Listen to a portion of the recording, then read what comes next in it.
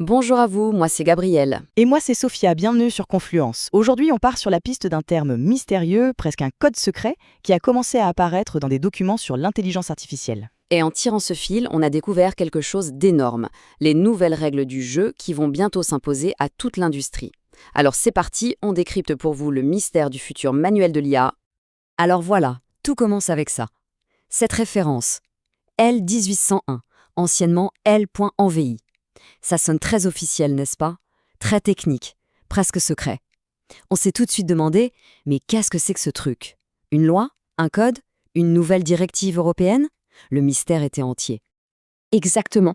Et pour résoudre cette énigme, la toute première étape, c'était de faire le tri. Il fallait absolument écarter les fausses pistes pour y voir plus clair. C'est ce qu'on va faire ensemble maintenant pour comprendre ce qui se cache vraiment derrière ce nom de code. Bon, nos recherches nous ont vite menés à deux impasses.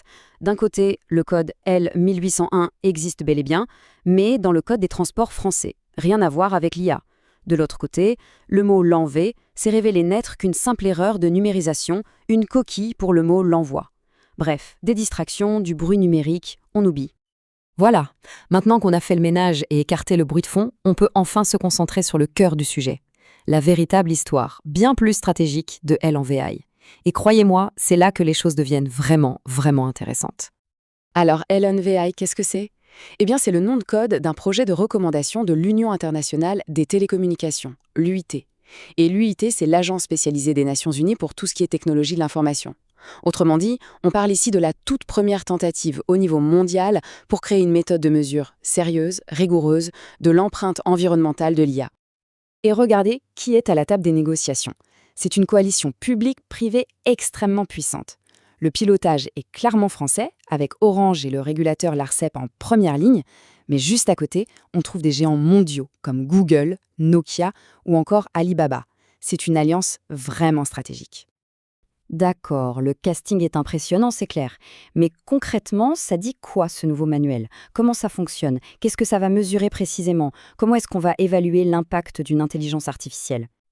Alors, cette nouvelle norme, elle s'articule autour d'un trio de mesures clés.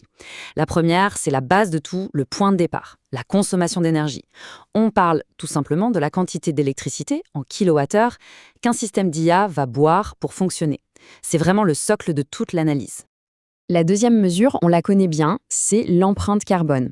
C'est en gros la traduction de cette consommation d'énergie en émissions de gaz à effet de serre. On mesure ça en équivalence CO2. C'est l'indicateur climatique classique, mais appliqué à l'IA. Et enfin, le troisième indicateur, et là c'est une avancée majeure, la consommation d'eau. La norme rend cette mesure obligatoire et c'est absolument crucial, parce que ça s'attaque directement aux besoins gigantesques en eau des data centers pour le refroidissement. C'est un impact environnemental énorme, mais qui passait souvent sous les radars. Et ce qui est vraiment malin dans cette approche, c'est que le cadre est complet. Il ne se contente pas de mesurer l'impact négatif, ce qu'on appelle l'empreinte, le footprint. Il propose aussi une méthode pour calculer l'impact positif, le handprint, c'est-à-dire les bénéfices environnementaux qu'une IA peut apporter. Par exemple, si une IA optimise un réseau électrique et fait économiser de l'énergie. Ça permet aux entreprises de dire « Ok, notre IA coûte tant, mais elle rapporte tant à la planète. » C'est un bilan net. Et si toute cette réglementation est en train de naître, c'est pour éclairer ce qui est sans doute le plus grand angle mort de l'IA aujourd'hui, un coût environnemental absolument massif, quasi invisible pour le grand public, et qui est pourtant au cœur même du fonctionnement de ces technologies. Pour bien comprendre cet angle mort, il faut voir la vie d'une IA en deux temps. Il y a d'abord l'entraînement. C'est la phase de création du modèle. C'est très gourmand en énergie, mais ça n'arrive qu'une fois. C'est de ça que les médias parlent tout le temps. Mais la vraie histoire, le game changer, c'est l'inférence. C'est l'utilisation du modèle au quotidien, à chaque fois qu'on lui pose une question, à chaque requête. Et voilà la révélation, le chiffre qui change tout. L'inférence, donc l'usage de tous les jours, représente entre 80 et 90% de toute la puissance de calcul consommée par l'IA. C'est juste colossal. C'était ça, l'empreinte environnementale cachée de toute l'industrie. Et jusqu'à maintenant, personne ne la mesurait de façon standardisée. C'est un changement de perspective qui est énorme. La question maintenant, c'est comment est-ce qu'une norme technique, qui a l'air un peu abstraite sur le papier, va concrètement transformer toute l'industrie de l'IA et les rapports de force sur le marché? C'est là que toute la stratégie se révèle. C'est un coup de génie. Vous avez des lois, comme l'AI Act européen, qui créent une obligation légale de transparence environnementale. C'est le « quoi ». Et hop, l'ANVAI arrive au moment parfait pour fournir l'outil technique, la méthode pour le faire. C'est le comment. Le résultat, une norme qui est volontaire sur le papier, devient en pratique la clé d'entrée obligatoire pour accéder au marché européen. Et la conséquence, elle est immédiate. Ça crée une incitation de marché hyper puissante pour ce qu'on appelle l'IA frugale ou l'IA sobre. La compétition ne va plus se jouer uniquement sur la puissance brute, sur qui a le plus gros modèle, mais de plus en plus sur l'efficacité. On voit donc un écosystème réglementaire qui s'emboîte à la perfection.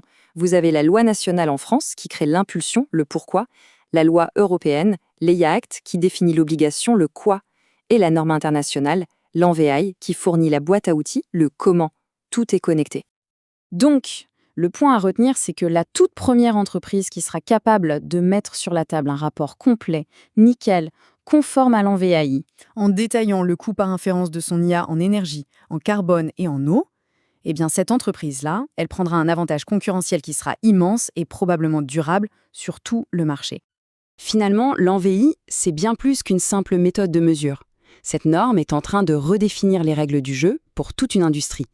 Et la question qui se pose pour l'avenir de l'IA est donc la suivante.